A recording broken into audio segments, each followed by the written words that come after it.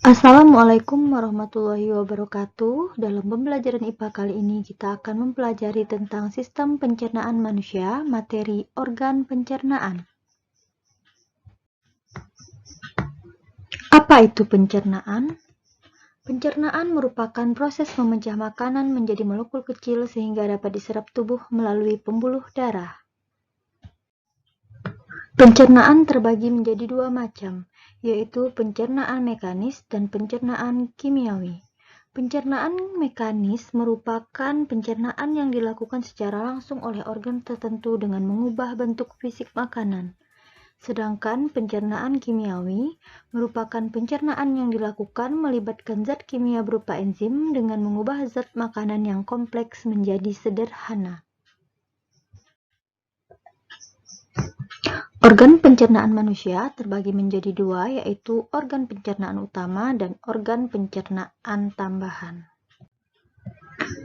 Berikut organ pencernaan utama. 1. Mulut. 2. Kerongkongan. 3. Lambung. 4. Usus halus. Dan 5. Usus besar.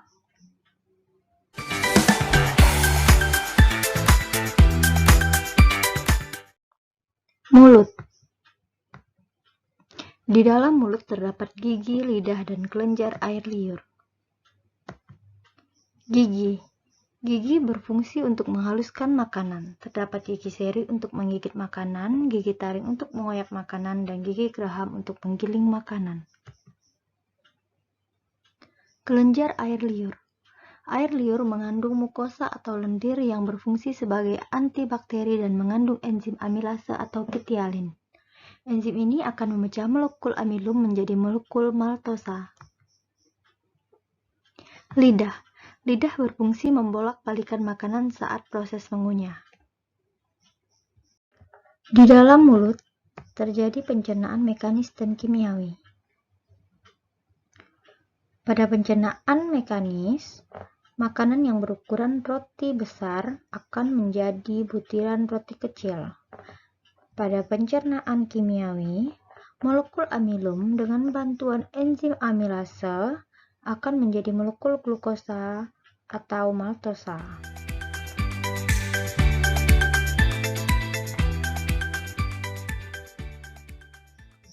Kerongkongan. Kerongkongan atau eksofagus akan menampung makanan dari rongga mulut dan menyalurkannya ke bagian lambung. Kerongkongan bersebelahan dengan saluran pernapasan.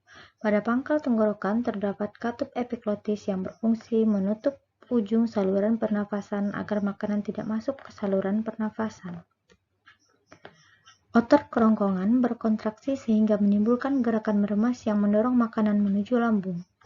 Gerakan otot kerongkongan dinamakan gerakan peristaltik.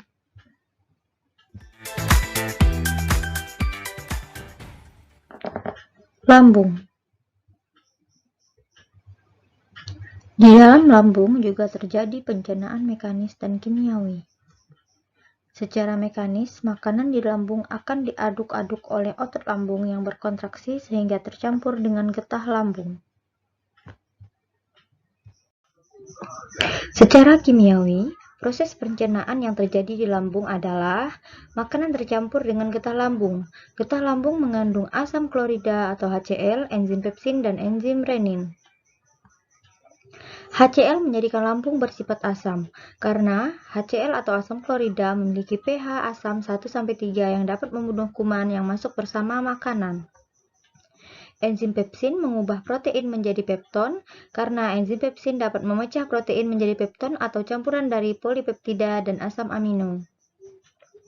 Enzim renin mengendapkan protein kasein susu.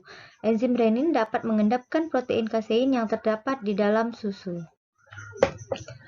Proses pencernaan di lambung terjadi selama 2-4 jam. Bahan makanan akan berubah menjadi bubur kekuningan yang disebut kimus.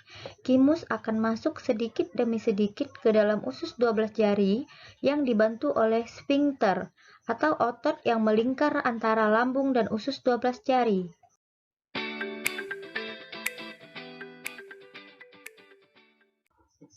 Usus halus terbagi menjadi 3 bagian, yaitu yang pertama, usus 12 jari. biasa disebut dengan duodenum.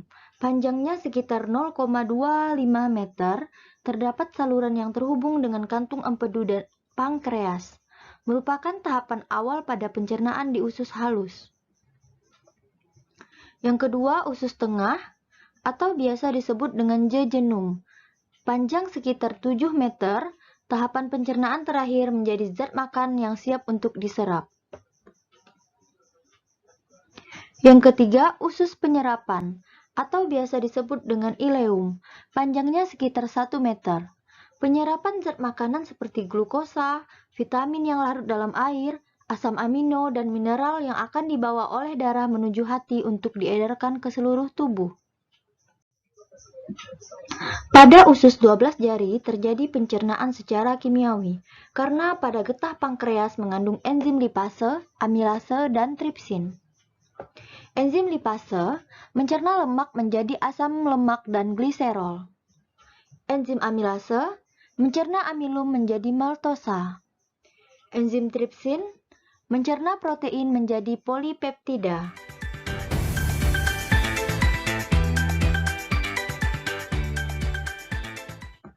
Usus besar memiliki panjang kurang lebih 1 meter. Terdiri atas kolon ascendens, kolon transversum, kolon descendens, dan anus. Zat makanan yang sampai pada usus besar adalah zat sisa, berada pada usus besar selama 1-4 hari. Zat sisa terdiri atas air dan bahan makanan yang tidak dapat dicerna seperti selulosa. Usus besar berfungsi mengatur kadar air pada sisa makanan. Pada usus besar terdapat bakteri Escherichia coli yang membantu membusukkan sisa makanan dan membentuk vitamin K dan B12. Sisa makanan yang tidak terpakai oleh tubuh beserta gas berbau yang disebut tinja atau feses akan dikeluarkan melalui anus. Organ pencernaan tambahan terdiri atas yang pertama, hati, yang kedua, kantong empedu, yang ketiga, pankreas.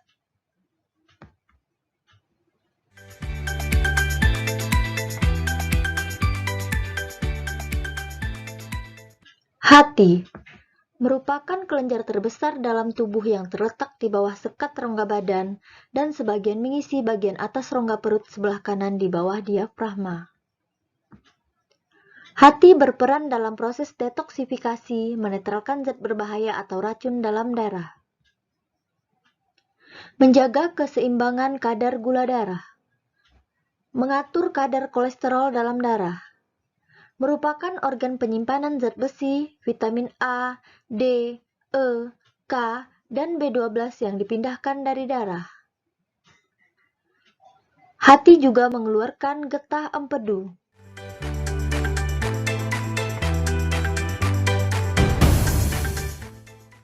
Kantung empedu.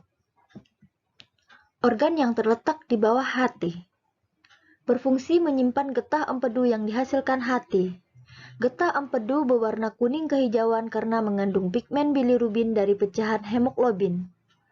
Getah empedu dikeluarkan ke usus halus berperan mengemulsikan lemak. Lemak akan menjadi butiran kecil hingga lebih mudah dicerna dan diserap oleh tubuh.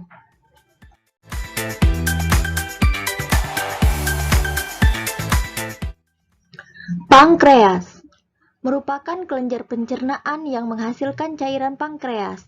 Terletak di balik perut belakang lambung. Getah pankreas mengandung sodium bikarbonat dan enzim pencernaan yang berperan dalam pemecahan karbohidrat, protein, dan lemak.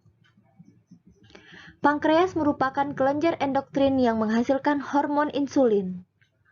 Hormon insulin berfungsi mengontrol keseimbangan jumlah glukosa atau gula dalam darah dengan mengubah glukosa menjadi glikogen yang disimpan dalam hati. Cukup sekian materi organ pencernaan kali ini. Terima kasih.